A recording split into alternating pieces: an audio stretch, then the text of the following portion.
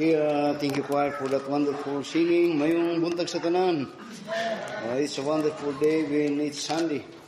Whatsoever the condition, situation, it may be, it is a wonderful day for Christians, for we are gathered in house of worship to worship the Lord in the Spirit and in truth. We thank God, by the way, sa igsoon ni Brother Espiri. Naanapod sila, taga Mangagoy ni sila, na sila sa likod. Taga Mangagoy o bitangkad na na sila time na makauban sa ito ng pagsimba. And that is very encouraging kay kita na lura ta, pero sila lagyo kay ning kasagaran sa itong membro, mga lagyo. Pero bisag, kay bulo sila nga doon ay ingaling sitwasyon. And that is very, I said, very encouraging na sila uban sa ito. Kaya before tayo proceed sa itong message, we have just baptized last 2 weeks ago, I think, o sa manner o sa itong batasan. We are gahatag ta o welcome to the Bible Baptist Church o nadiri sa itong welcome to the Bible Baptist Church atong mga doctrinal stand as the Church of God, the Bible Baptist Church. So that this time may I call on si Benigno Fernandez Jr. Benigno ni, nanak ni sa kailan mo Benigno Aquino.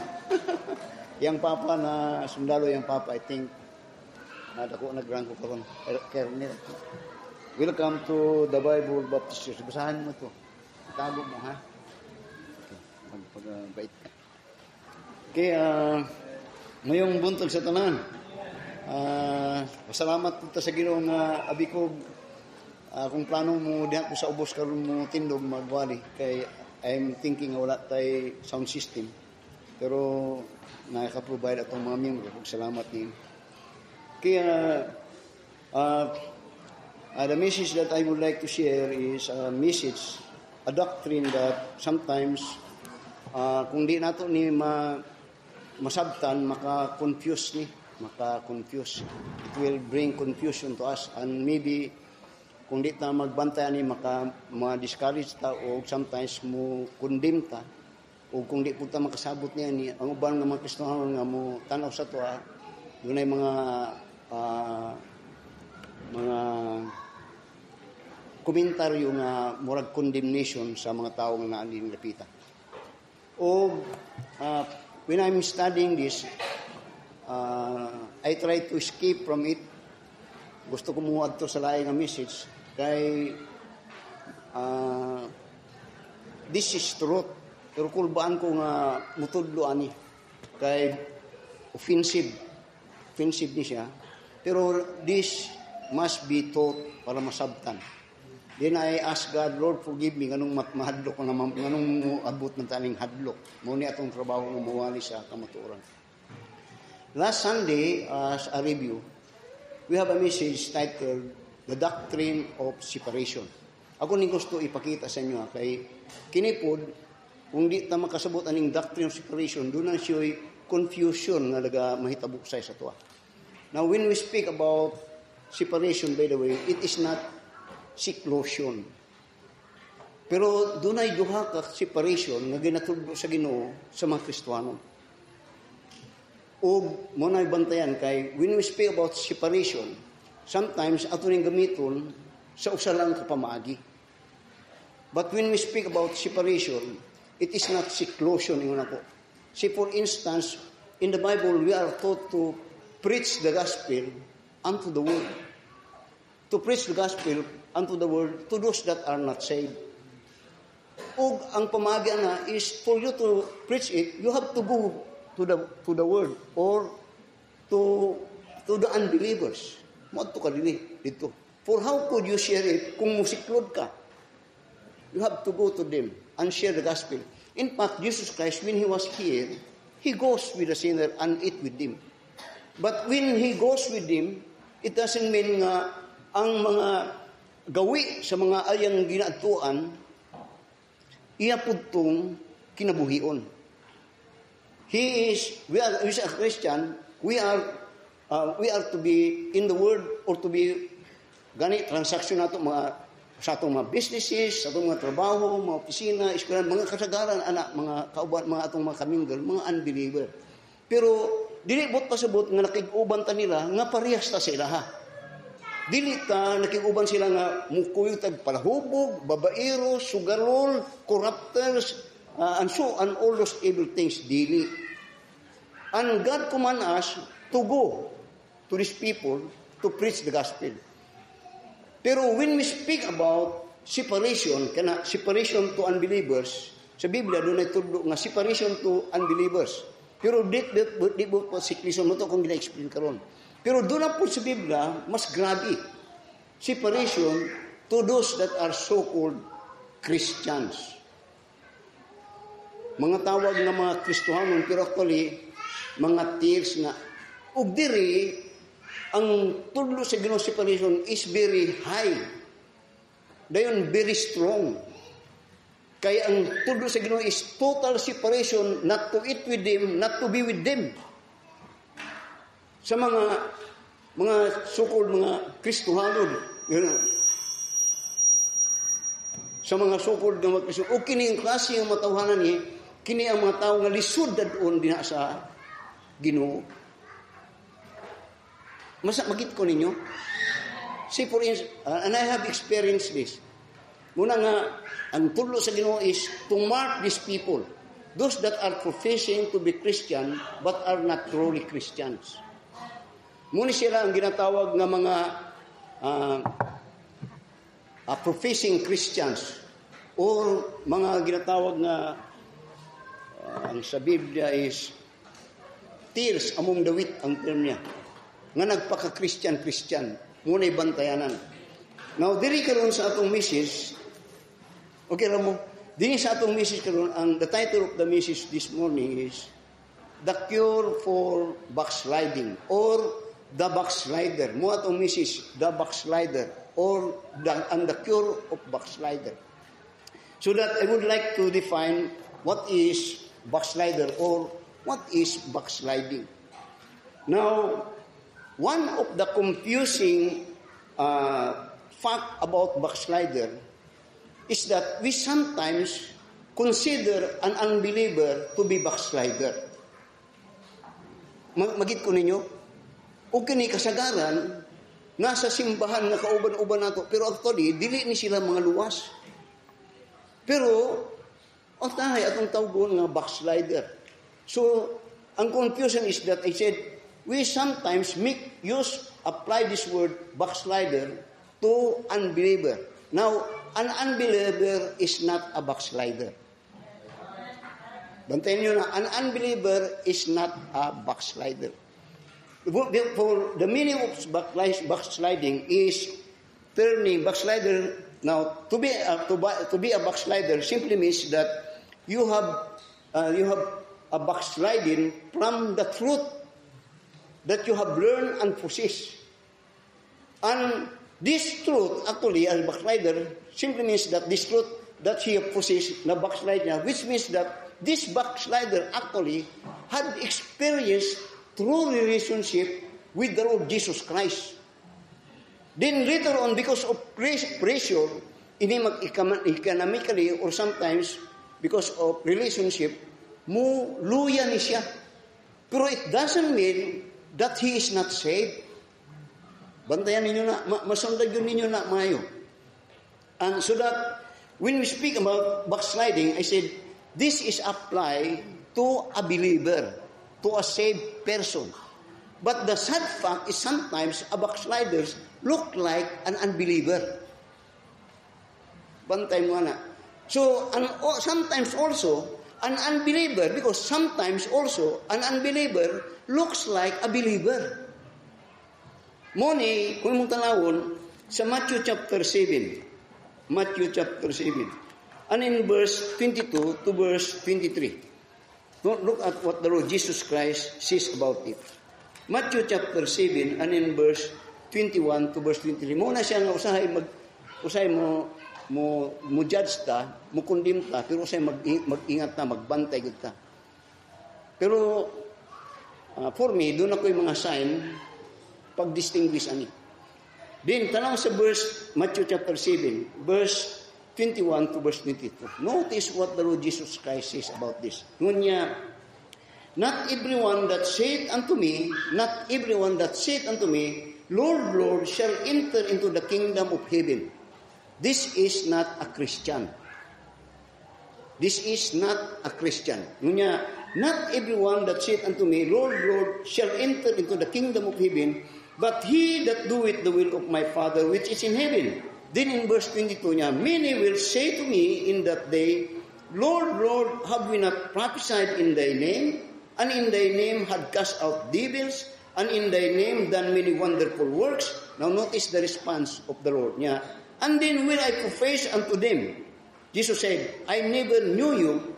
Depart from me, ye that work iniquity. This is not referring to a backslider.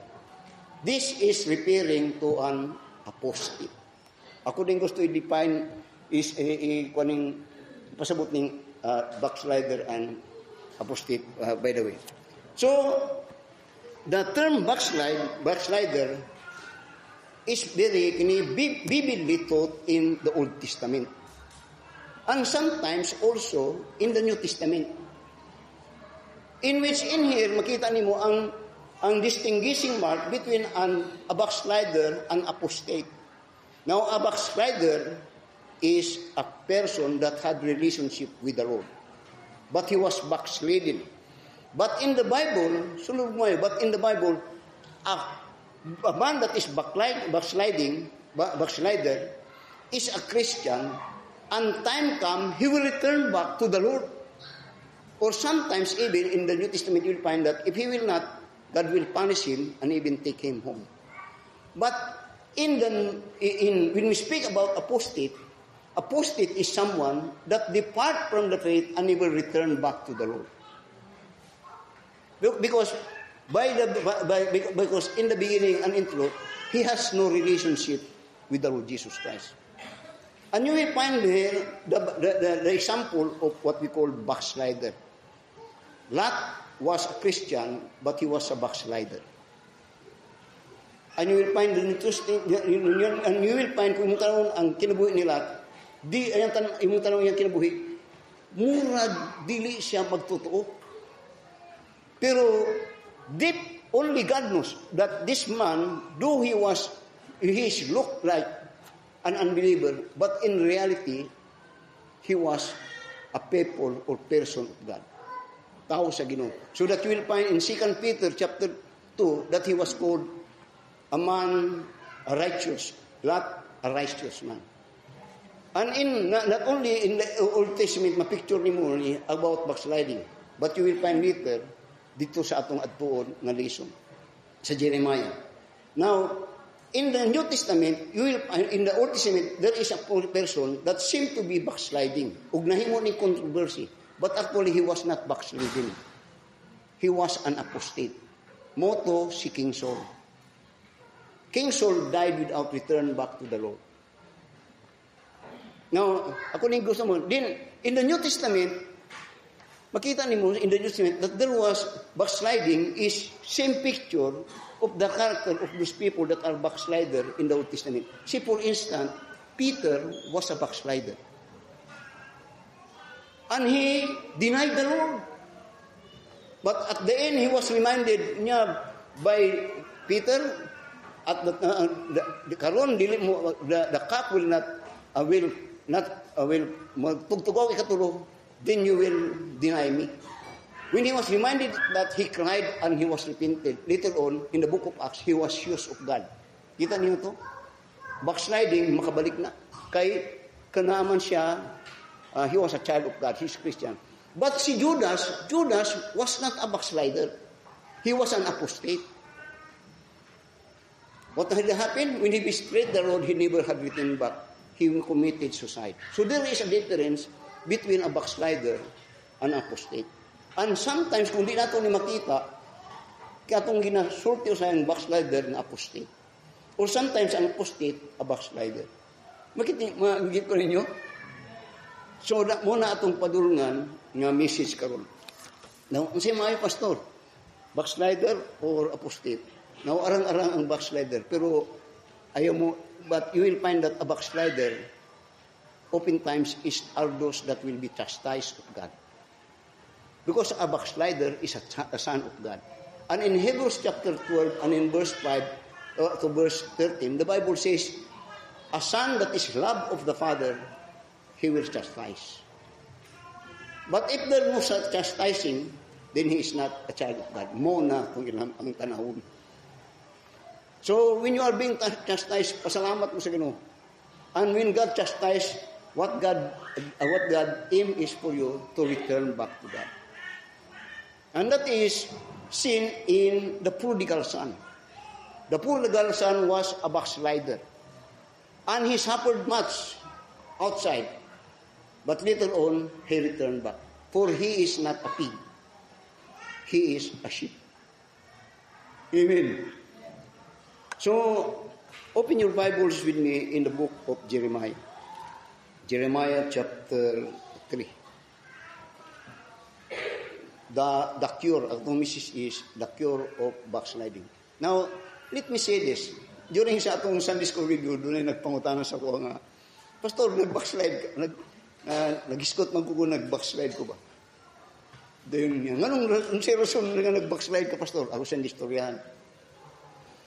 Then what God did for me to return to God, hapit ko patya sa Ginoo.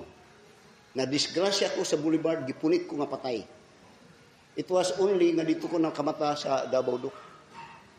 And at that time, by the grace of God, pag naayo ko, ning balik ko. Dina sa Ginoo. So, in the book of Jeremiah chapter 3, and in verse 6 to verse 15, we will find here the word, or yes, the story of the backsliding of Israel as a nation. The story of Israel as a backsliding. Now, as a backslider. Now, first of all, let us understand that Israel, as a nation, is a people of God. They are God's chosen people.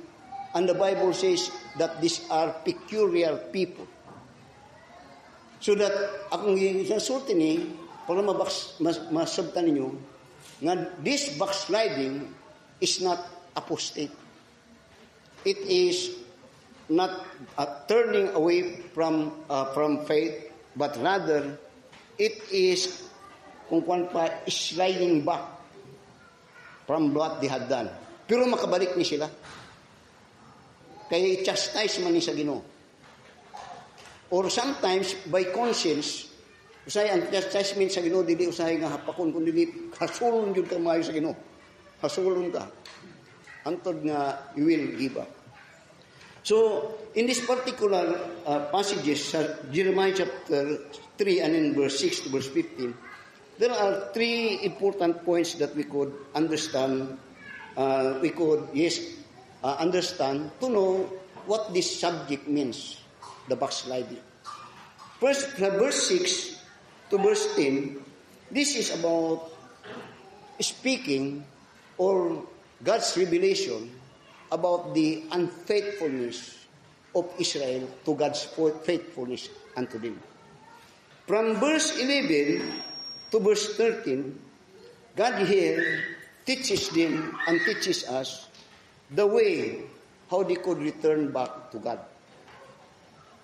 Then from verse, ako nilang giwan kay para makanta kay mga panahon maragdili ko.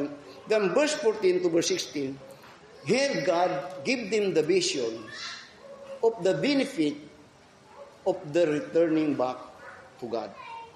Now, sa book of Jeremiah, and even in the book of Isaiah, Jeremiah, Ezekiel, Hosea, and all through the prophets in the old time, ang pinaka-timbaya nila din kung tanawon is that these prophets are urging Israel as God's people to repent and to return back to God. Ang ilagyong ni balik mo sa Ginoo. Nga naman, tungod kay kamo iya sa Ginoo. Do not serve evil because you are the child of God. So, consider your ways. Amend your ways. Return to me. Return to me. Muna ang message sa Ginoo sa ila. So that, notice in verse 6 now. Notice sa verse 6. Expository atong message rin. Nya sa verse 6, Jeremiah chapter 3 verse 6 niya. The Lord said unto me in the days of Josiah the king, niya, hast thou seen that which backsliding Israel hath done? She is gone up upon every high mountain, and under every green tree, and there hath played the harlot. And I said, after she had done all these things, turn thou unto me, but she returned not. And her treacherous sister Judah saw it. And I saw, when for all the causes whereby backsliding Israel committed adultery, I had put her away and given her a bill of divorce. Yet her treacherous sister Judah feared not, but went and played the harlot also. And it came to pass, through the lightness of her whoredom, that she defiled the land and committed adultery with stones and with stocks. And yet for all this, her treacherous sister Judah hath not turned unto me with her whole heart, but vainly saith the Lord. Now notice sa verse 6.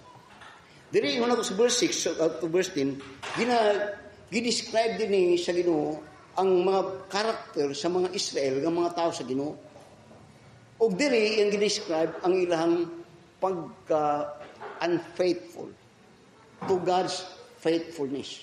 And their unfaithfulness here is revealed in the departing, ang term na gamit niya, departing in worshiping God and worshiping idols.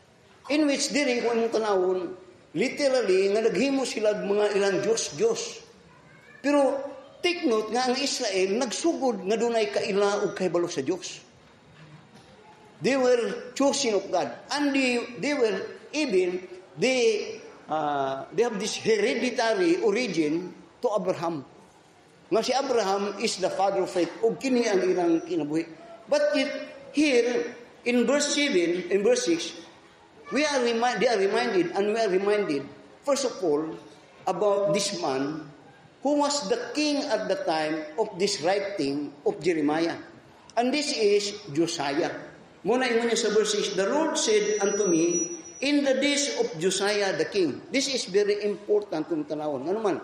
In the time of Josiah, when God's people had backslidden unto the Lord, doon ay revival nga nahitabo sa panahon nini. O kining revival nahitabo sa dihang si Josiah na imong hari.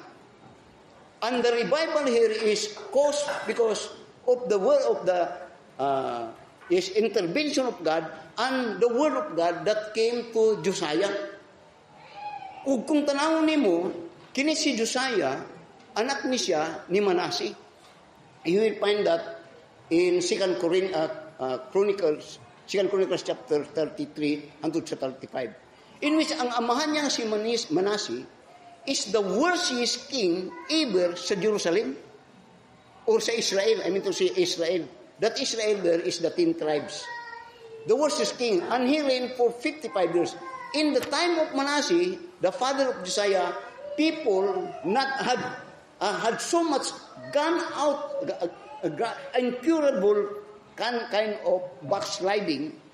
Tanawa nga diha nag-backslid nigmay sila nga ang nahitabo karon di lang kay naga-worship si Manasseh had lead people to worship idols, but rather they have offered even children dito sa ilang Baal worship.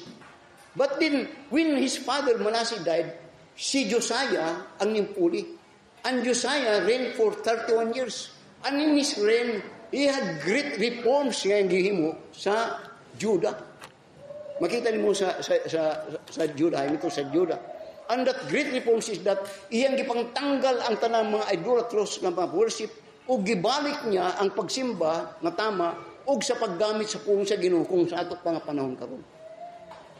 But yet, dito nga revival, just like kang Moses, ang matao ning kuyog sa gihimo nga reforms ni Josiah, pero actually dili ang term niya is treacherous. Ang bot pasabot dili real ang ilang repentance, dili real ilang revival. Only some few and og si Josiah. Which means that generally kining mga tawhanan ni, ang term niya, ang gigamit niya is tresuros. Tresuros. Kung tanong later on sa verse 10 up to verse 11. Ang term niya, tresuros Israel, meaning to say, traitor. Or sometimes, they had betrayed the trust of Josiah, and they had betrayed God. In effect, ang term niya, tresuros or traitor. Ang traitor, ang tawag traitor, patuo-tuo lang dahil nato sila sa time. Just like kung tanawon, masunod ko ninyo? Expository. Just like kung tanawon sa panahon ni Moses. Nga sa panahon ni Moses, when Israel was delivered, it is because of the strong faith of Moses. Pero later on, ang mga tao ning gawas tuod, and they were saved from Egyptian. Pero later on, makita mo, they had backslidden, that makita mo, dili di ay kayo, ang udaghan nito, dili real ang ilang revival. So, in verse 6, sa verse 6 balik, kanya, the Lord said unto me, in the days of Josiah the king, how hast thou seen that backsliding Israel hath done? Di niya, she is gone up upon every high mountain, and every green tree under hath played the harlot. So they departed from the real worship, and they worship idols, just like Baal worship. Muna kuyaw ni. Kaya because they have a backslider, nagsugod ni nga dunay tama nga doktrina, pero later on mag-fade away. Og later makita nimo ang cure lang diri kung tanawon is chastisement. Chastisement. So, notice in verse 7 din. Niya, and I said after she had done all these things, turn thou unto me, but she returned not. And her treacherous sister Judah saw it. So the word treacherous sister Judah saw it. But pasabot traitor. Nga ang but pasabot, sa the time ni Jeremiah karon, ang mga Israel is now under the Assyrian captivity. Kining kwanta. O ang sa diyang nahimo silang, kung pa, napildi sila, nabihag sila, nakita nila, giyon sa kung pa, how this enemy conquered Israel and destroyed Israel. Nakita sa Judah. Anything, ang but nakita ninyo Judah, mura ba, nag-story ang ginukang sa mga Judah ba? Kaya ang Judah is the last people of God that were taken back by the Babylon. Katong duha ka tribe, Judah, ang duha ka tribe na Benjamin ug Judah. Sa diyang ginasulti niya, wa ka kita, so unsay akong gihimo sa Israel katong 10 tribes.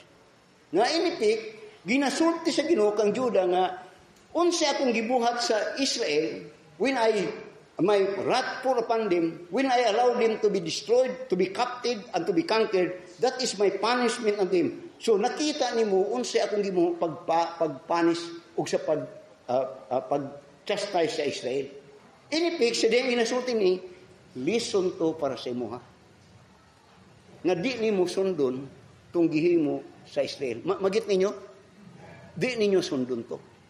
So nahimong warning sa Ginoo sa Judah as the remaining nation, unsay gibuhat sa Ginoo sa Israel or the 10 tribes.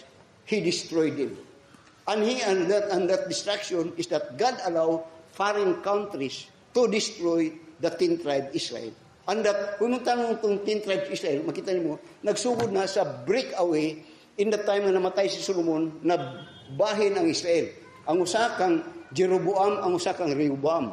Katong Israel mo tong 10 tribes under Rehoboam. Kuning masundan ko ninyo, o katong usa nga gitawag Judah, under to nagpabilin kang Jeroboam, nga anak ni Solomon.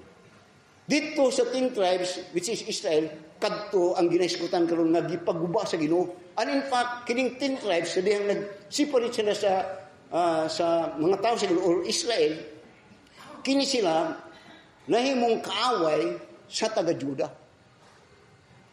Ug karon gipanisan sila. Ug muna sa verse 7 mo ni karon ang isulti niya. And I said, after she had done all these things, turn thou unto me, but she returned not. Ang Israel. And her treacherous sister saw it. And I saw, when for all the causes whereby backsliding Israel committed adultery, I had put her away and given her a bill of divorce, yet her treacherous sister Judah feared not, but went and played the harlot also. Nga ang but pasabot, ang term nila po gigamit is play of word nga, ang Israel, magit ko ninyo, kanang basig ga istorya kung ngawa ninyo nasabtan ba? Kanang Israel, galagis-kutan na ko karon diri, katong 10 tribes ni, nga nag-rebelde sa kang Jeroboam tungod sa gibuhat ni Solomon. Nakaibol mo na, amen. So karon, iyang gihisgutan niya nga, iyang gisama diri, sa pulong na Ginoo, ngayatan diri mga kini Israel, na minyo ni Sakwa. Pero ang di mayo, naimo silang adulterer, ang term niya, harlot, which is very grave offense sa Ginoo nga as is considered to be his husband. It's very grievous. Kay, married man siya. Pero sa dahil gipanisan siya, ang iyang term, bill of divorcement, pero actually, it is pouring the wrath of God to Israel and they were destroyed. Pero ang di mayo, instead nga makalearn ang Judah to fear God, ang nahitabo, gikopya man nahitabo nga ning parehas man gyapon sila sa Israel. Which means, doon ay istorya nga, doon ay phrase o thought nga history repeat itself. Nga, for all that chastisement or punishment and pouring of the wrath of God to Israel, nga nakita sa Judah, kadto dili nakabuild og pagtahod og respeto og kahadlok sa mga Juda sa Ginoo.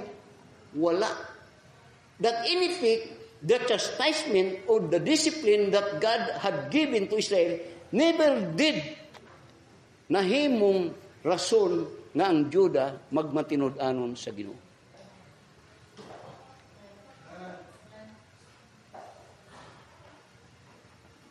Ayok So karon sa verse 8 niya. Verse 8. And I saw when for all the causes whereby backsliding Israel committed adultery, I have put her away and given her a bill of divorce, yet her treacherous sister Judah feared not, but went and played the harlot also. Now this is very sad. Tumunta naman very sad. Kay in general, ang but pasabot karon, ang mga tao sa Ginoo ning biya sa Ginoo, Israel ug Judah. Pero silang. Pero when I'm saying nga biya sa Ginoo, dili na po nabilin nga remnant ako ning padayon sa sulti.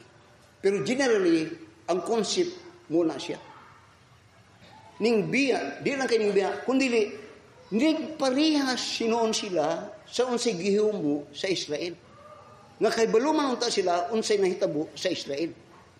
So, muna siya sa this truth is being revealed sa 2 Timothy, sa 2 Timothy chapter 3. 2 Timothy chapter 3 and in verse 7. Tama sa 2 Timothy chapter 3 and in verse 7. I pray hard that God would speak to your heart in this message. Tanaw sa verse 7 niya, having a form of godliness, but denying the power thereof, from such turn away. Sa verse 7, ngunya, evil learning and never able come to the knowledge of the truth. Matingan ako, unsay but pasabot ng tawag ng verse 7. I come across many times in this passage. Then I wonder, unsay but pasabutan? Then I remember this message. Judah. They had learned, they had seen, they had witnessed, they had learned, but never ever come to the knowledge of truth. They had never learned a lesson of what God had done. Kung yung tanawang ingani, pari-parehas po, pari-parehas lang yun po ta. Pari-parehas yun, nagahitag kung di na magbantayan. That sometimes we laugh of those people that had experienced the wrath of God. Pero later on, nakopya na ito, what kablo, parehas tagpadulungan day sila. This is very sad truth. And this is the message for the backsliding Judah. Tanaw sa verse 10 and 9 now. Sa verse 9, niya, and it came to pass through the likeness of her whoredom that she defiled the land and committed adultery with the stones and with stocks. Dinya, and yet for all this her treacherous sister Judah hath not turned unto me with her whole heart, but vainly, saith the Lord. Vainly. Notice the word vainly.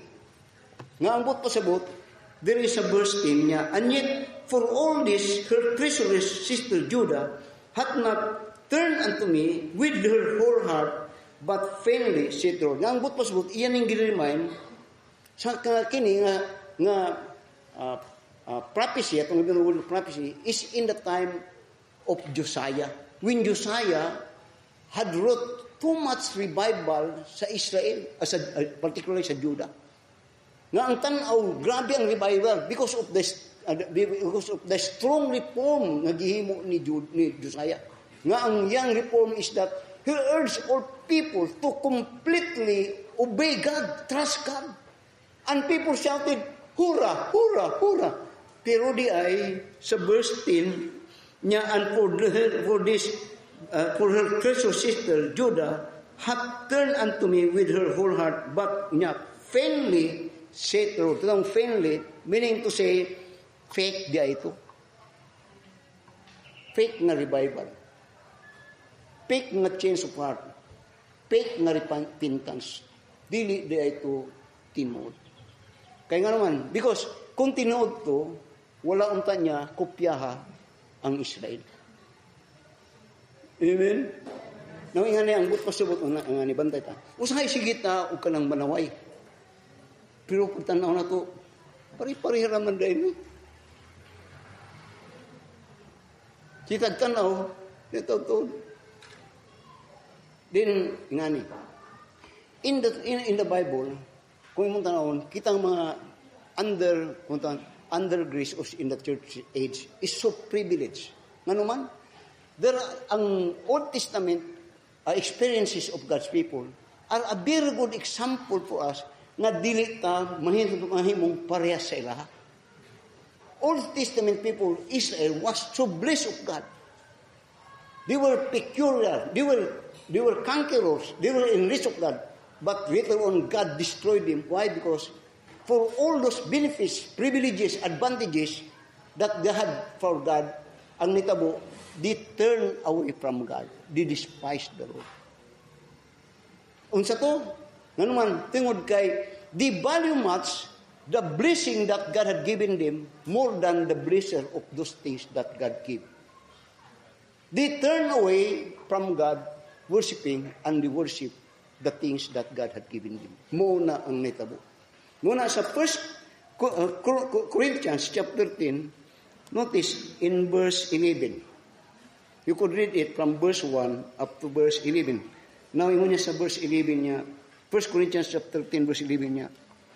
Now, all these things happen unto them, to the Israel in the Old Testament. Muna gisgutan sa 1 Corinthians chapter 10, verse 1 to verse whole chapter niya. Now, all these things happen unto them for an example, and they are written for our admonition, upon whom the ends of the world are come. But pasabot kana panaminan unta nato. Muna ron ang implication diri sa atong ginatanaw nga lesson. Unsay ibot nimong pasabot? Now normal sa ato God forgive me. Nga mungayo tag kanang blessing sa Ginoo.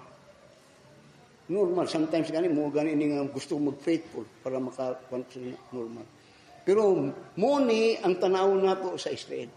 Israel is started as a nation, as a slaves. They were redeemed. Wala na ingataman. Muna si David nga kasabutan na, for what I have given thee is from thee. Kanto. Pero ang di mayo, God blessed them. And when they were blessed of God, they reject the blesser and worship those things that God blessed them. Pero muna ang ginaiskutan karon nga, kita gusto tani, pero ayaw tagpapyato. Nang but pasabot, if you want to be blessed of God, remain to be faithful unto God. Because in this particular passage sa atong ginatanaw dinhi, this is a battle about God's faithfulness and the faithfulness of God's people.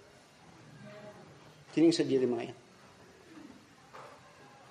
And their unfaithfulness is seen in their backsliding.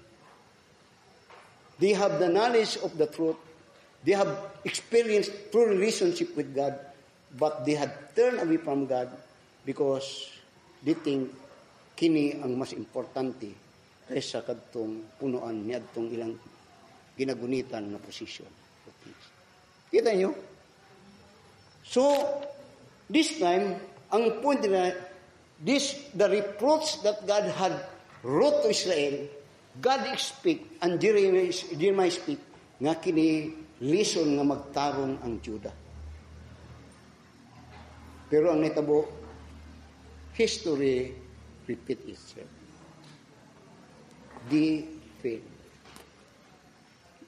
Tanawa, Jeremiah chapter 11, verse 11. Tama karon. Unya, and the Lord said unto me, the backsliding Israel, tanawa, hath justified herself more than treasurers Judah. Tanawa, tutukin ninyo gumana. Verse 11. Tama rin gumana. Unya, and the backsliding, and the Lord said unto me niya, the backsliding Israel hath justified herself more than treacherous Judah. Ang butas na mas mayo pa ang Israel. Kaya ang Israel nga ang ilang pagka-backsliding nga wala sila example ba? Nga nag-exam sila, nawa sila nagatudlo, mayo mo ni buhata mo ni mula. Na sila rason nga, wa manggod mi, nag-study, wa mo yung mga kuwan kayo, example mo, wala mi kapanaminan ba, paminan. Ang treacherous, ang Judah, naay kapanaminan. So niya, mas mayo pa ang Israel. Kaysa sa inyo ha, nga nakakitaan na, doon na example, bugok lang gyapon. Muna nga, abinin mo in the Bible, greater condemnation para sa mga tao nga nasa suga, nasa light, nga nag-practice sa kanitngit. Kaysa atong nasa kangitngit, nga nangitngitan yun. I said, when I'm studying it, pero we need to have this message. Then, masuko po lang Ginoo nga, iyak kong ginalindi na ito ni Sulti.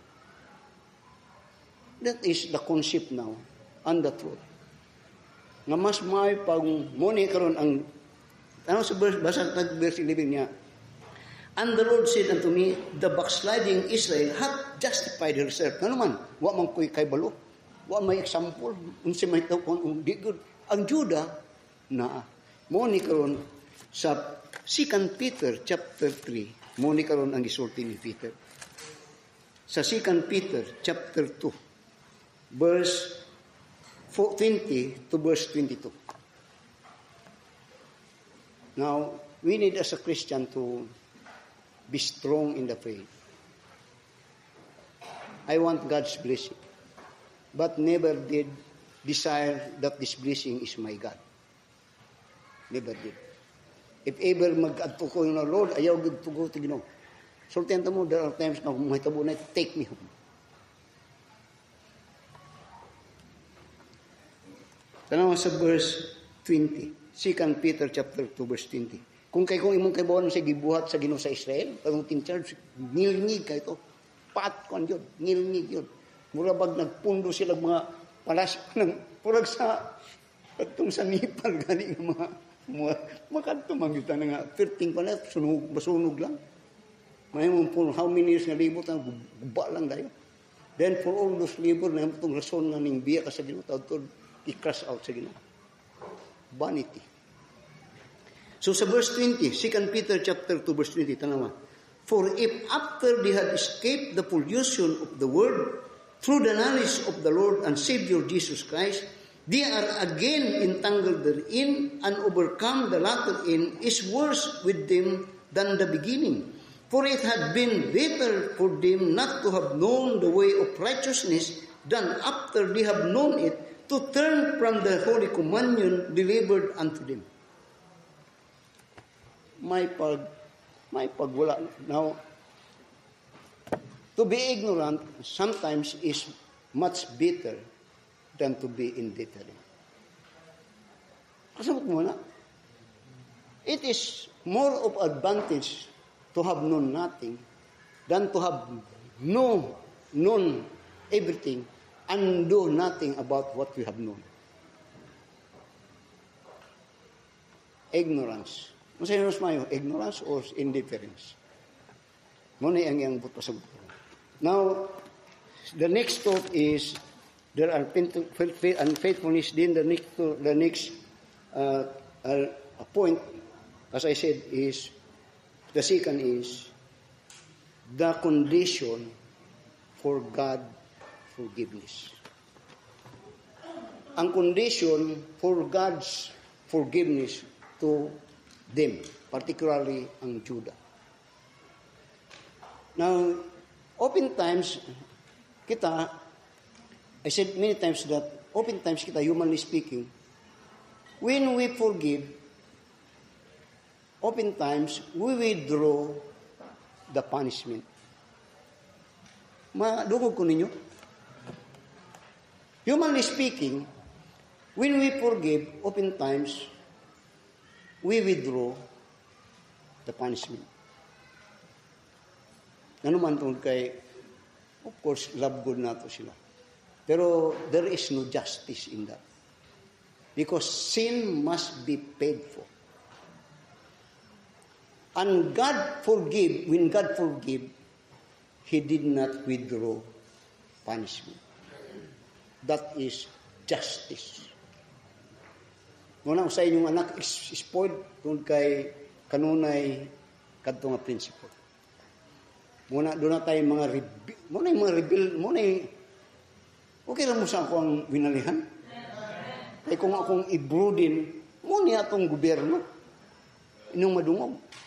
Kadtong nagkawat og corn beef, 39 pesos priso. Kadtong nagkawat og billions, ito og walay nagkawat og billions nga na priso. Wala pa. Kadang nako ka nang nadihan na galing ko diya. Very good. Now, here you will find God condition for forgiveness. And this could be applied to all of us. Because oftentimes we claim forgiveness, but sometimes there is no revelation of repentance. Maksud na ko ninyo, usayo niya I am forgiven, if we confess, pero usa ang problema, because forgiveness will always be applied when there is repentance, true repentance. True repentance simply means change of character and attitude. Nang pasabot, kawatan ko kanadto. When I repented, I asked forgiveness, I repented sa ato, pa di na ko kawatan balik. Pero kung kawatan pa lang gihapon ka, dili to repentance. Dili to repentance. Wala to change. That is faith. That is also true to salvation. You could not say that you are saved and you have not repented. Then you said you have repented. Then let me examine what changed in your life now.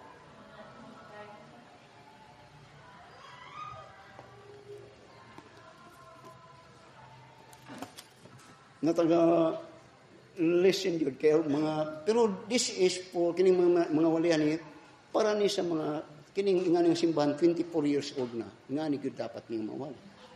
O kini gani guwapo ni siya mga bisan mga pastor.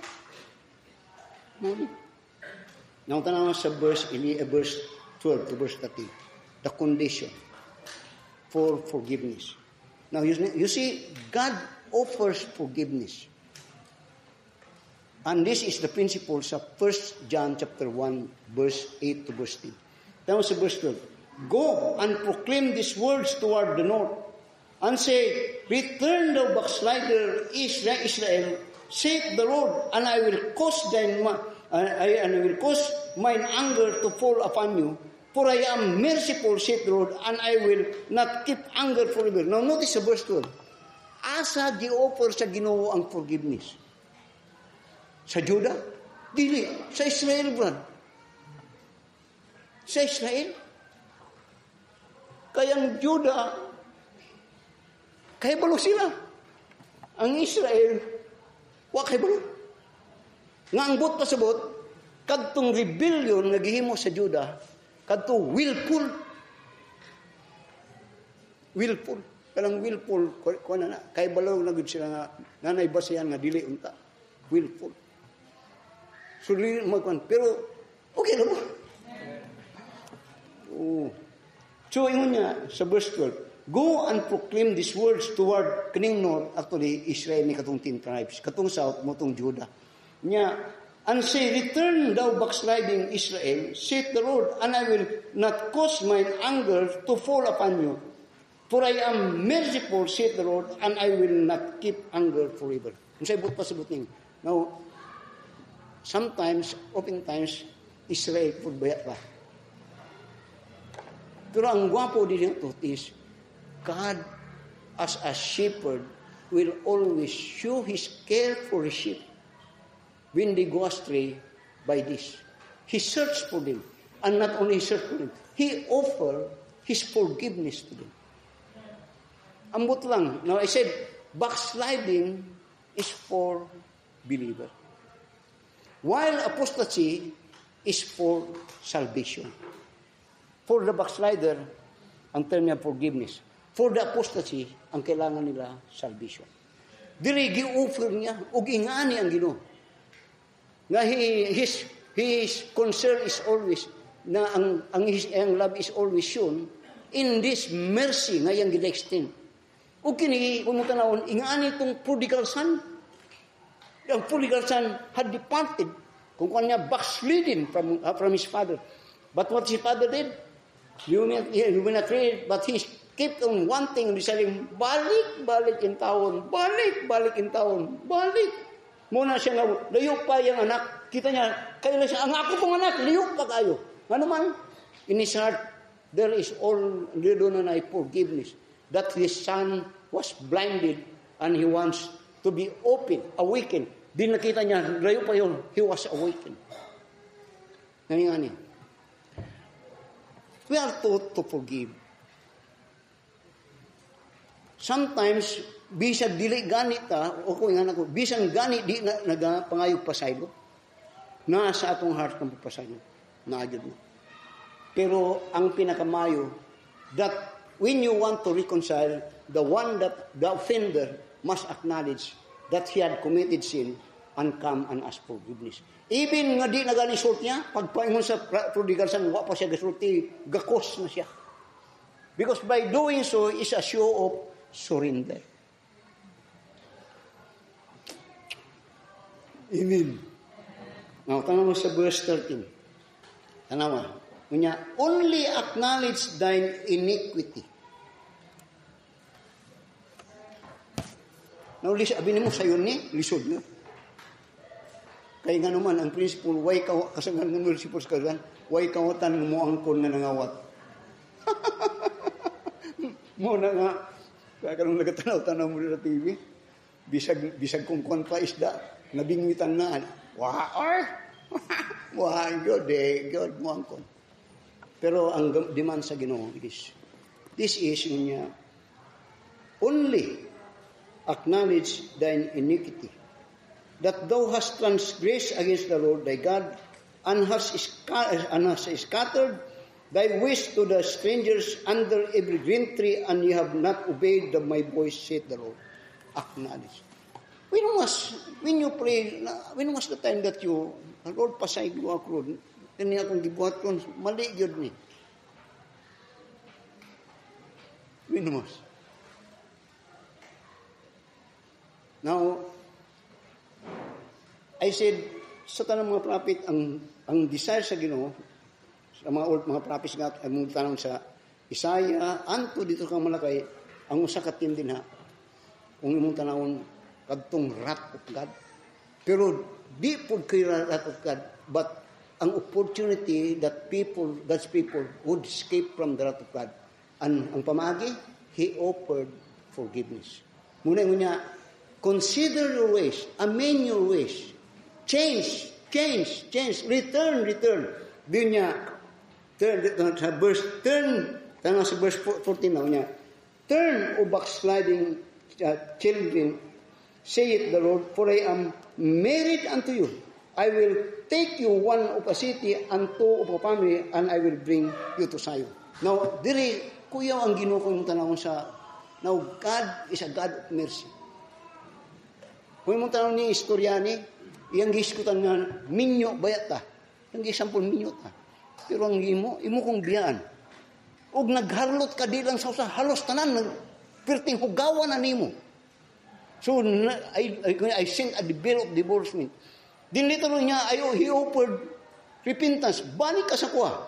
Din niya, mamahimo na punta nga magtiayon. Grabe. Now, in the Bible, dili na, kay polluted na. Pero ang Ginoo, di lahigyon. What that mean? Now, every one of us may have offended God, but you still have room in the heart of God. Only, ngunya, sa verse 13, only acknowledge thine iniquity. Sa ibut pa sa buta na, no man could be declared to be guilty not unless he declared himself as sinner. And no man could be saved not unless you say, Lord, I am a sinner, save me.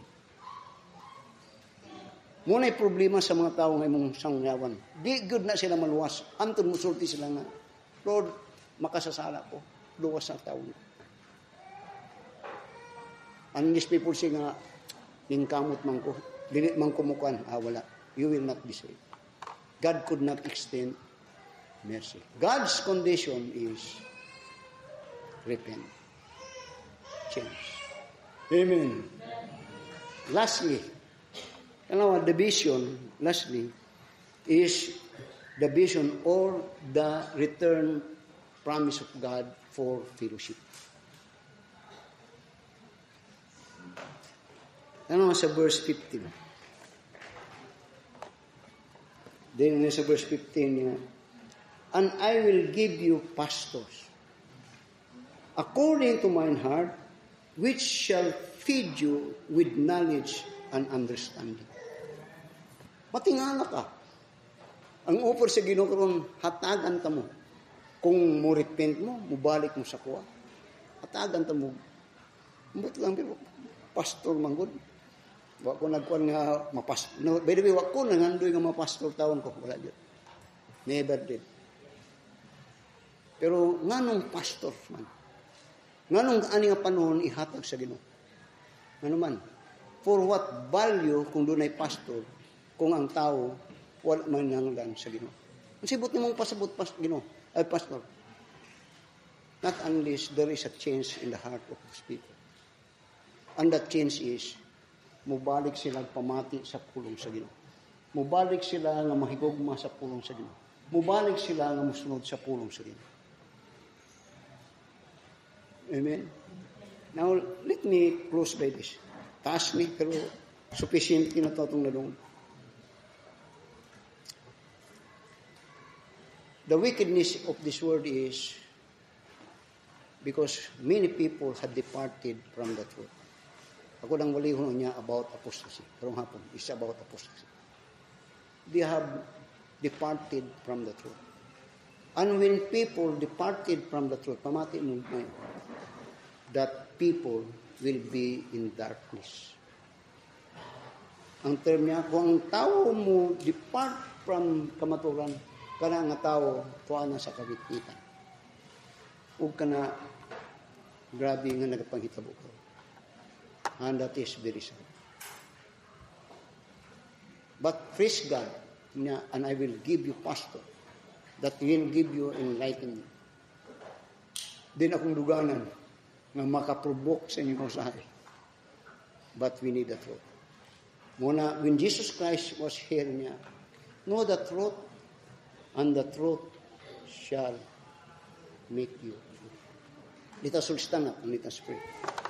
Our dear Heavenly Father, Lord, salamat sa mensahe. Lord, salamat sa mayong panahon, Ginoo. Dili kini nakababag whatsoever. It's all about Thee. So salamat sa pagtulunan nga among natunan karon. Nga we have enough example that we could pattern or not to pattern sa among Christian life. And that example is the example of God's people, Israel, in the old time. That they are an example for us, that we may learn to depend heavily upon Thee, and to make real ang among faith diha kaning whatsoever, Ginoo. Ug ang learning is that not that we will worship Thee, not only sometimes open because of those things that we want to get from Thee, but we are to worship Thee because of who are kung kinsa ka ug unsa ka sa among kinabuhi. That without Thee we are nothing, and in Thee belong everything. So that this is the disclosure of David when he said, "The Lord is my shepherd, I shall not want." God is sufficient. So help us to be faithful. And if there be anyone that is not saved, Lord, help them to be saved. And for us that are saved, Lord, help us to be faithful. This is our prayer in Jesus' name. Amen. God has spoken to your heart. Truth, know the truth, and the truth shall set you free. And the truth there is, the theme there is one is a battle between unfaithfulness and the faithfulness of God. And another truth is, God is the source of everything, and do not allow that thing that God had given you, that it would be a reason for you to depart from the source, and that is from God.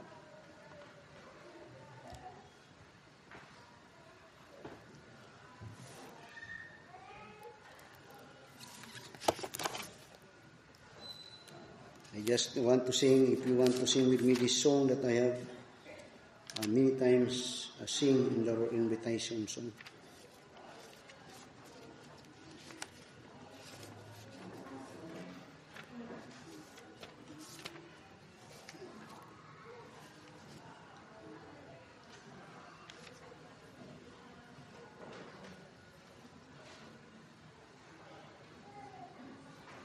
This song is one of my favorite songs before, hymn number 240. If you have, and this song is titled Just As I Am. Just as I am, without one plea, but that Thy blood was shed for me. And Thou didst me come to Thee, O Lord, O God, I come,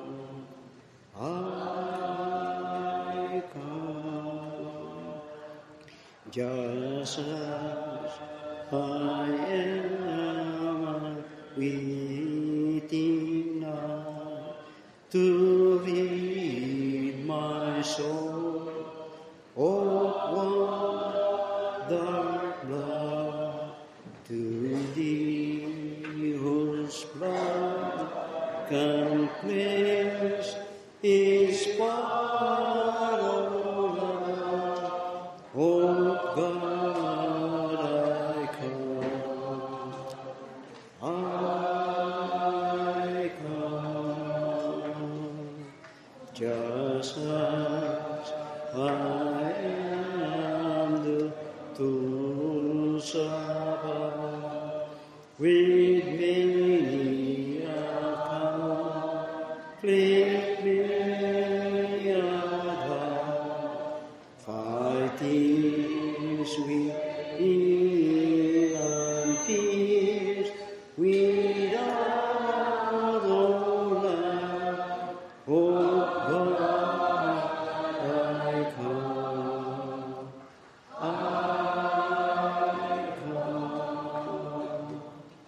just as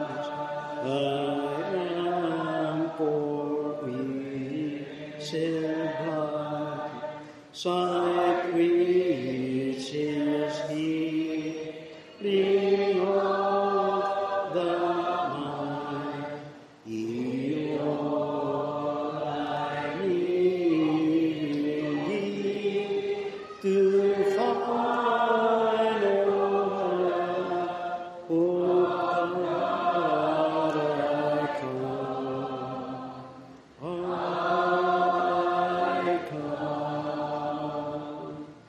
just as I am, thy love receive, with will comfort, don't cleanse me, because thy promise I believe, O Lamb of God, I come.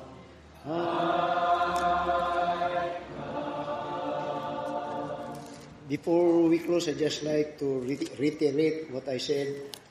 Backslider is for believers.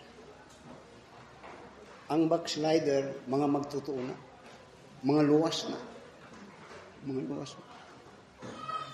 Pero don't you dare to backslide. Lot was a backslider. He had enriched himself. But later on, it was revealed that his riches, niya, daily he was bix. He was, kung ba't pasapot, mura siya saksak ang dughan adlaw-adlaw. Because what that mean? That his riches never bring him happiness, but trouble.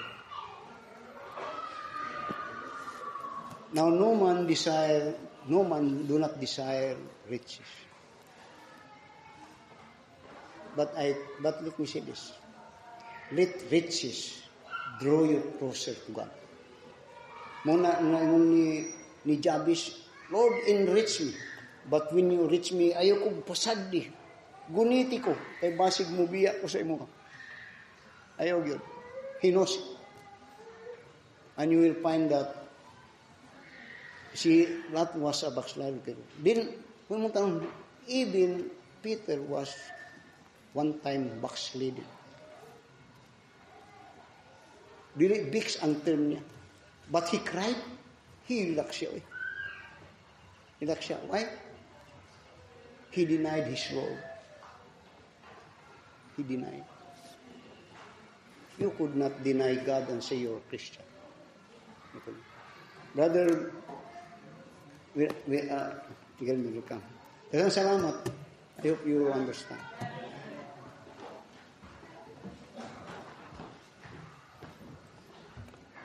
Closing prayer time. Our most gracious and loving Heavenly Father, we are so blessed with the message this morning.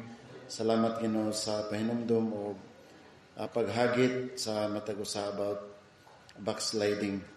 Thank you, Lord, for reminding us about the message. Many times, Ginoo, ang backsliding nausay sa mga hunahuna, nausay sa mga tag-usa kasing-kasing. Not only physically, Ginoo, nga makita ka na apan naa sa mong kasing-kasing og hunahuna.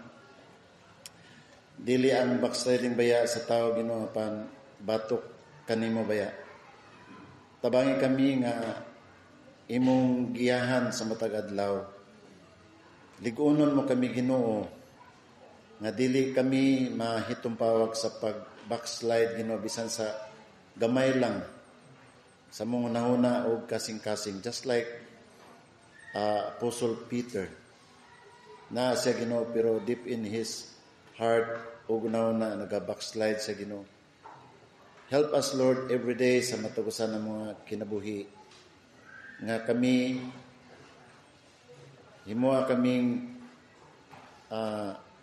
example, Ginoo, nga kami dili usab mahimong stumbling block, Ginoo, sa mga kaubanan usab.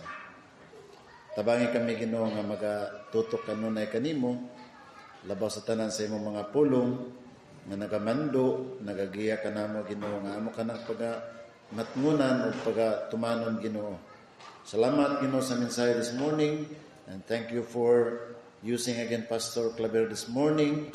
Thank you Lord for guiding him and giving him the wisdom and the knowledge ngayong gikinahanglan Ginoo to speak to us through him. Sa among pagpauli Ginoo, ikaw magakuyog, magauban kanamo, i-safety kami Ginoo sa mga dalanon, especially sa mga magapauli sa layo nga dapit, sa pag-drive sa mga driver, yata Ginoo ang kaabtik sa kamot o mata gunahuna. And I pray also Lord, especially for Brother Edwin Horyo and Sister Chikaina, they will be leaving on September 25. Ikaw panalangin, magauban kanila going to Illinois, USA Ginoo for a new job dito. Ikaw bless kanila o madayon sila nga magapangalagat. Thank you Lord for the service this morning. All the glory and honor among ginabalik diha kanimo. In Jesus' name we pray. Amen.